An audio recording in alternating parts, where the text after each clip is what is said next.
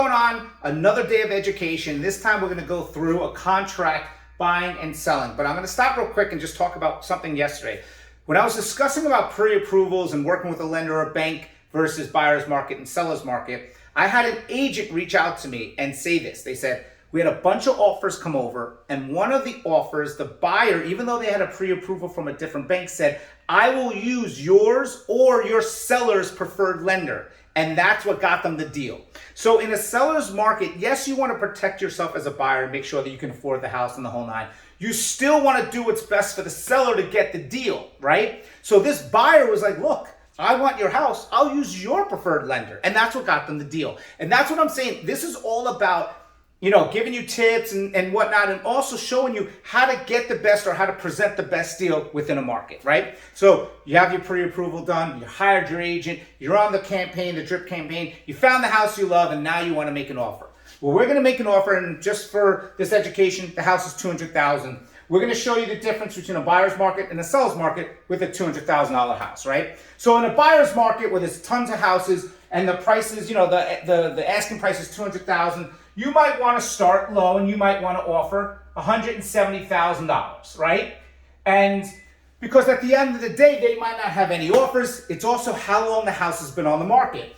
A $200,000 house, let's say in a buyer's market, might have been on the market for 3, 4, 5 weeks now, but in the seller's market, it just came on the market. So the opposite, you're going to be offering maybe $25,000 more, right? So the very first thing on the contract is the price. What are you offering this seller $200,000?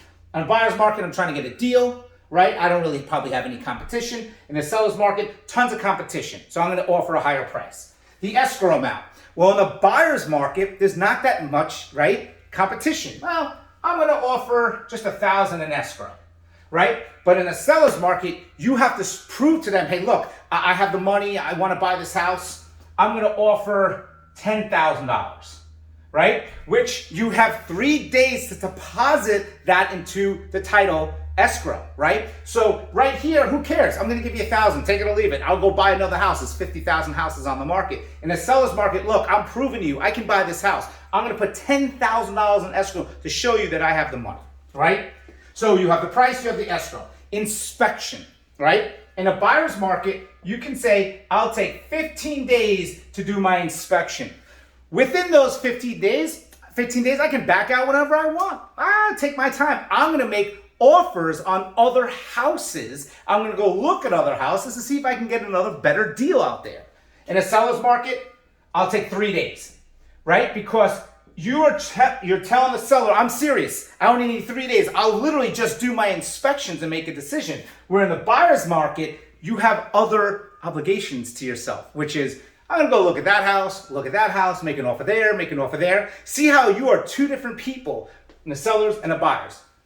Inspection's all about doing the inspection, but also if you really want the property or not. Finance contingency. In a buyer's market, you're taking the full 30-day finance contingency. And remember, this is a finance deal, not cash.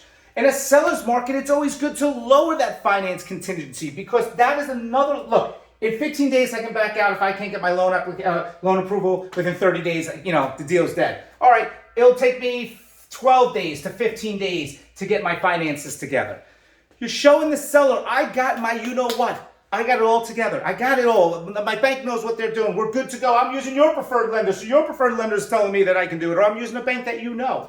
So in the seller's market, I'm doing what's best for the seller. I'm telling you how good, how amazing of a buyer I am. Buyer's market, take it or leave it. I'm doing what's best for me, right? Your appraisal, right, in the buyer's market. If it appraises low, the seller is coming down in price. In a seller's market, if the appraises comes in low, well, beforehand, you're already telling the seller, I'll pay the difference. When this market started getting crazy in the seller's market, you would see offers saying, I'll pay $1,000 difference. I'll pay $2,000. Then it started getting crazy. I'll pay $10,000, $20,000, $30,000. It was nuts. So in the seller's market, you'll say, I'll pay up to $20,000 if it doesn't appraise. So if the appraisal comes in low, I'll make up the difference of $20,000. In the buyer's market, oh, it came in low, you're paying. Oh, so I'm offering you $170. Oh, it came in at $150. You're going to $150. I'm not giving you no difference. Unless you absolutely love the house, maybe you'll say, okay, meet at the middle or something. But You're going to say to them, I don't care. The biggest factor between these two as well is closing costs. You're paying all your fees 100% on the seller's market. In a buyer's market, you could offer 170 and say, I want 3% credited back to me for my closing costs and prepays, which is a fee that you have to pay when financing a house. It's about 2.5 to 3.5%, right? Which is you have your down payment money and you have your closing cost money. But you can get the seller to credit you that in a buyer's market. In a seller's market, it's almost impossible unless you go to a new build or something. So the next video, we're going to talk a lot about the fees, the down payment differences between the loans, the closing costs, a lot of different things. But this is just showing you price, escrow, inspection, finance, appraisal. And we'll go through all that as well in the next video to show you the difference, how it really works. What is these contingencies exactly? What is it? Inspection contingency, finance contingency, all that. So I hope you guys learned a lot here. Remember, I'm not trying to make the videos super long. Everyday education for you. Any questions you have, let me know. I'm Karen. Talk to you guys soon.